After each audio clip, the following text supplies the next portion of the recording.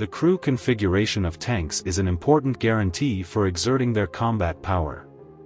In this regard, designers have gone through 100 years of exploration. Under different technical backgrounds, there are significant differences in the crew configuration of tanks.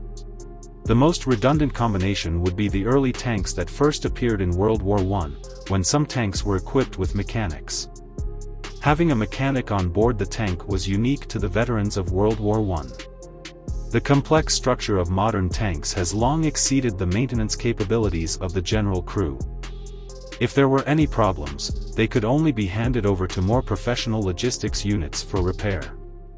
However, back in the World War I era, having a mechanic on board was a very important position. Taking the earliest MK.1 rhomboid tank as an example, the standard crew configuration of the tank was 8 people, including 1 commander, 1 driver, and 1 person on each side of the rear of the tank controlling the gearbox.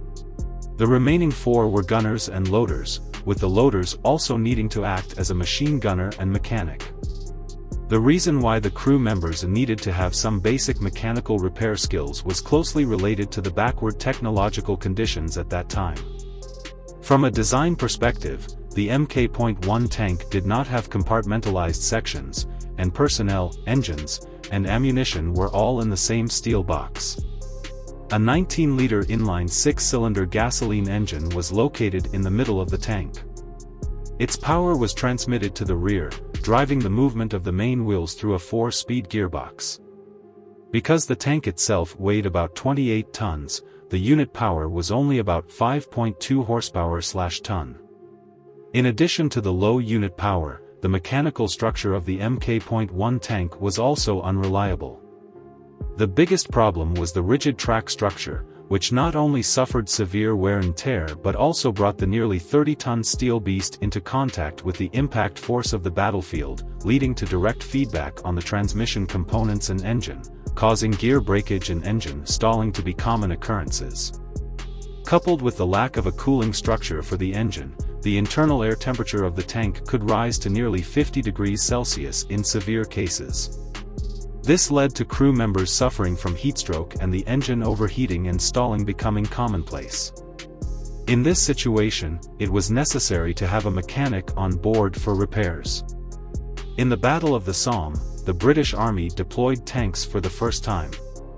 It is worth noting that the British Army originally prepared 49 tanks for the first battle, but only 18 tanks were actually deployed, not because the British Army was reluctant to use tanks, but because these tanks experienced various mechanical failures during normal transportation and could not be deployed for combat. Adding a mechanic was a good way to improve the operational efficiency of early tanks. Coupled with the non-compartmentalized design, the mechanic could perform simple repairs on the internal structure, such as adding some engine oil during operation, which was a normal operation.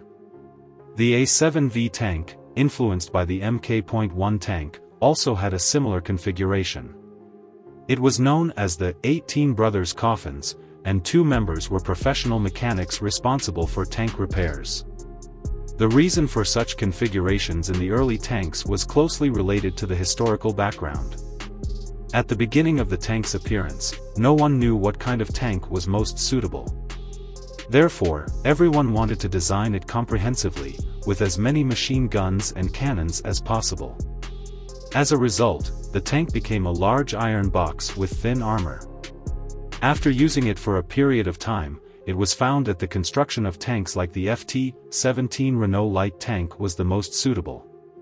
The reason why the mechanic configuration was removed in later tanks was mainly due to technological progress. Not only were the engines and transmission components of the tanks more reliable, but the new suspension provided a more stable driving environment for the tanks. The components no longer suffered frequent rigid impacts, resulting in a lower failure rate. If the engine of a modern tank were placed on the MK.1 tank, it would not perform well in such harsh working conditions. On the other hand, the complexity of later tanks far exceeded that of the early tanks of World War I. If there were any malfunctions, it would no longer be something that 1 or 2 people could handle with a wrench in a short period of time. Most of the time, it would require more professional personnel and tools to handle.